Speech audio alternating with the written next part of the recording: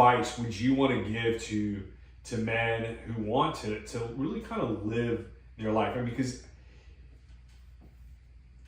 the way you're doing it, like, that's not an easy thing to do, man. Like, that's not a, hey, I wake up one morning and I'm just gonna put on, I mean, and it's not that everybody has to be wired to be an entrepreneur, but I do think that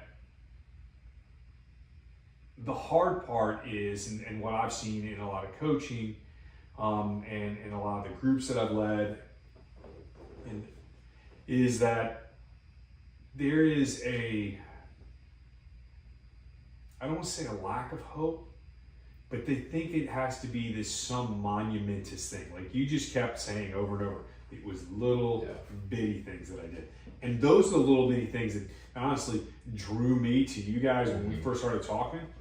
I mean, I remember getting on a golf cart driving around campus, right? Yeah. And I remember going, man, I want, like, hey, you guys need to come over to my house and I want to hang out. And for no other reason other than just to get to know you. Like, I'm excited that we're having dinner later. We're going to work out here in a little bit. You know, I'm looking forward to that. Yeah. Even though I did get up and go for like a 4-mile ruck this morning with some guys. So I get a little pre-workout in. But yeah, so I mean, what advice or you know, what were those things that you think are still those drivers for you and for Riley and to kind of, hey, you know what, I can keep doing this. Like, yeah, I get what you're saying, because a lot of times, like, you always like, if you always kind of like compare yourself to something that's unrealistic, or if you're starting a new app or a technology company, you're like, I'm trying to be like Apple, I'm trying to be like Twitter, but you're like, you're looking way up there and you're not focusing on like where you need to go. And I think, like, I can't speak for Riley, I can speak for myself, but like one of the biggest pieces of advice and things that I've kind of like been very conscious about is just being different. Whether it's like very practical in the sense of like everybody else is going out on a Friday night, don't do that. Stay in, go to sleep early on a Friday night so that you can get up early Saturday morning. And you don't have to go out on a run. You don't have to, you know, go to the gym. Wake up Saturday morning, go on a walk. Wake up Saturday morning, spend time with a loved one. So to me, it's like, you just have to really like challenge yourself to be different, because everybody else, it's easy to be like everybody else. It's easy to do what everyone else is doing. And I think it's just like challenging yourself to be different makes and allows you to push the status quo, kind of. Mm-hmm. So whether it is like, I don't know, I just keep alluding to like when I was younger, like that was kind of always in the back of my mind. Like, I'm different, I want to be different. I don't want to look like everyone else. I don't want to do what everyone else is doing. And I feel like that's really the only way that like you can truly ever, you know, figure out who you are. And I think you mentioned it a second ago, is like you finding that identity is really one of the biggest aspects to advice. But yeah, because I know a lot of people, like nowadays, you're so influenced by social media, by culture, by, you know, political stances and stuff like that, and everybody's entitled to their opinion these days, and it's so hard to step out and be different, because you're, you know, thinking that might come with like some kind of ridicule or something like that. But I definitely think like in kind of like advice that you're speaking to, just challenging yourself to be different. Yeah, it's something that you said in the middle of all of that, and I liked it because, I mean, there's two things. One, you said just really understanding and being comfortable with being different, right? Mm-hmm. It's okay.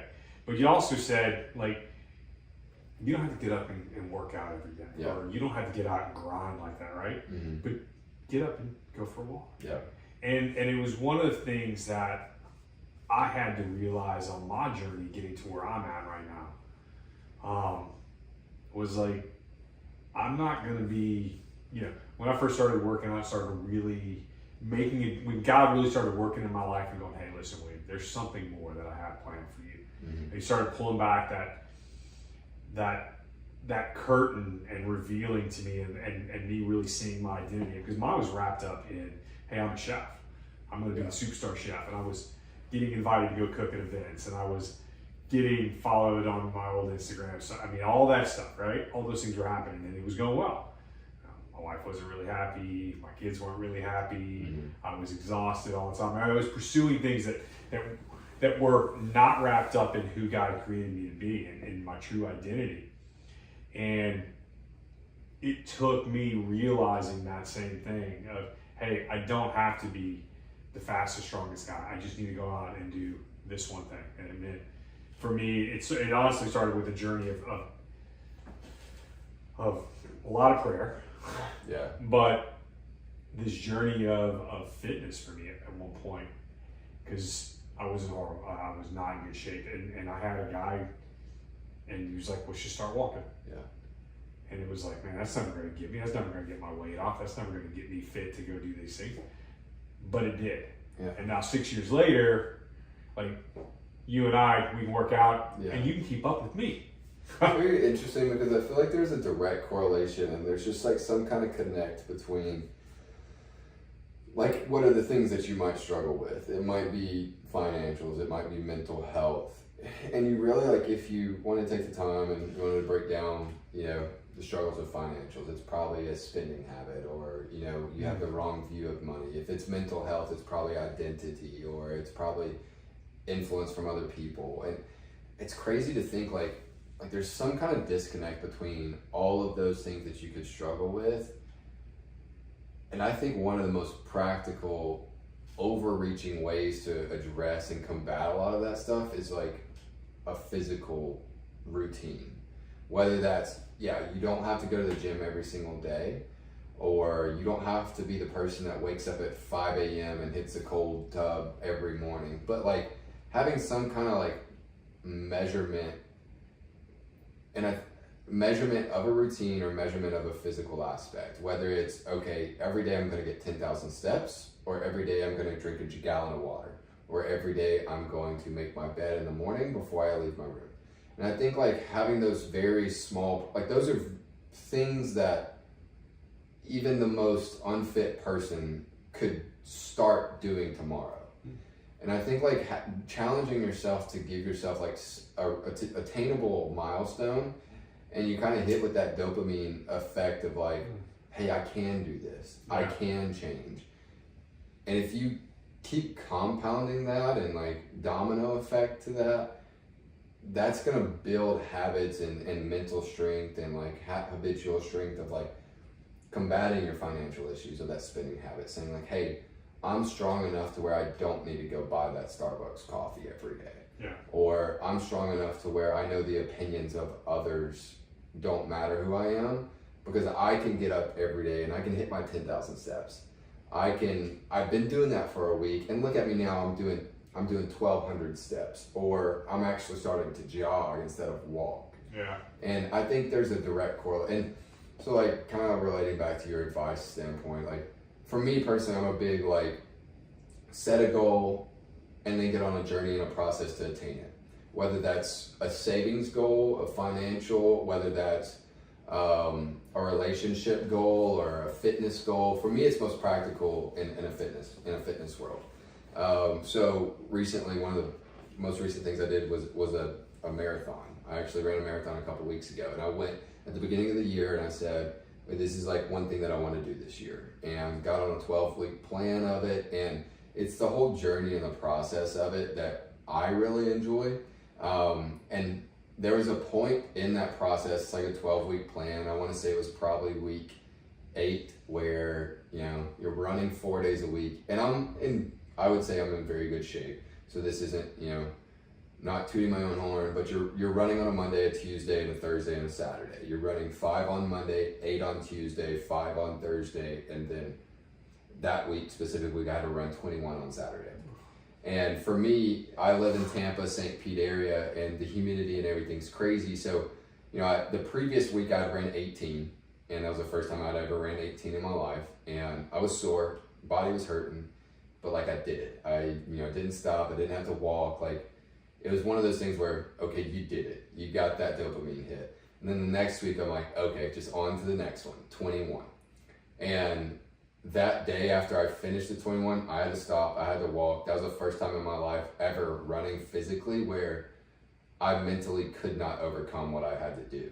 Like, I mentally could not make myself run for more than 30 seconds. Like, I had to run for 30 seconds, walk for like 2 minutes. Run for 30 seconds, walk for 2 minutes. I did that for 4 miles. And talking about really getting in your head, that's extremely discouraging. That opens up the pathway to like a lot of negative thoughts. But I just kind of say that to say, like, that was week 8, had 4 weeks until the marathon. In that training plan, I was not running 21 or more any other time before I had to run 26. So the entire time that Looming thought of, you couldn't even finish 21. How are you going to finish 26? So like that whole negative thought, and it was in the back of my head that entire time. And all I could do was like, okay, you got to trust this plan. You got to trust this process.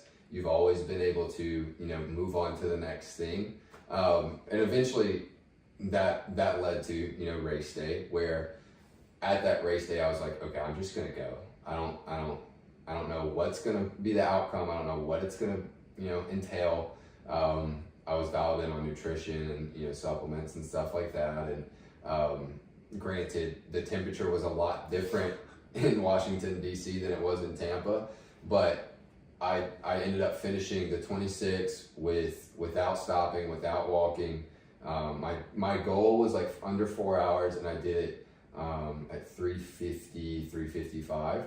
So like under 4. Yeah, so I did it and I achieved it, but like I just kind of say all that to say, like, I think a lot of people, the advice that a lot of people can get to be different is just like challenge yourself to do something that's uncomfortable. Like, I never ran that far in my life. I didn't, and especially after I couldn't finish 21, I was like, this is the most uncomfortable I've ever been. I had never been to that aspect mentally before where I was actually doubting my own capabilities ever, and that's saying a lot for me personally. So like, just putting yourself in an uncomfortable situation, but also starting at a very realistic, logical step. Like, if you're someone who has never ran a 5K, or you can't even run 2 minutes straight, like, start with that 10,000 steps, have those slow milestones, because I think ultimately, like, if you're someone who challenges yourself with uncomfortable things, that in itself is very different. The average Joe loves comfortability. So like, if you challenge yourself being uncomfortable, I think that inherently will push you to being different than everyone else. Yeah, I agree. 100%. I mean, there's nothing that you said that I could even start to disagree with. And it's funny, a thought that kept coming in my mind in this was the story of your blackboard, right? Because you said it kept blowing over and getting knocked off, right? How easy would it have been to just toss the thing in the corner? Yeah, that's true. And you didn't. And you were like, there was probably an aggravation. Dang, the thing blew off again. Some days it probably blew off 4 or 5 times throughout the day. And you had to go out front and pick it up, or ask someone out front to pick it up. Yeah. And you heard the voice in the back of your head. Man, just put the thing in the corner. Stop asking. Stop bothering those people.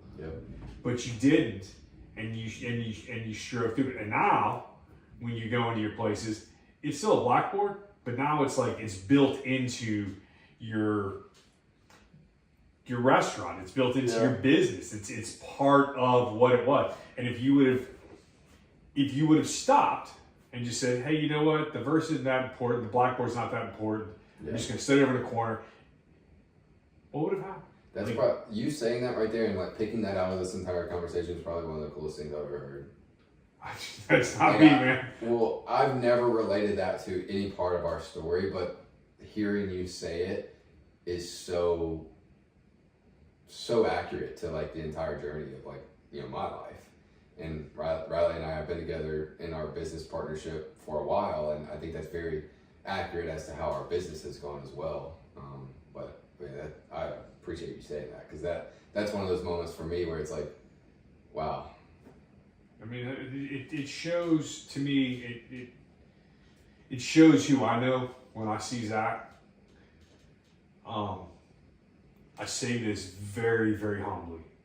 I mean, and you can see up in the corner, hey, break my heart for what breaks yours. Like that is my mantra prayer every day. Hey God, break my heart for what breaks yours.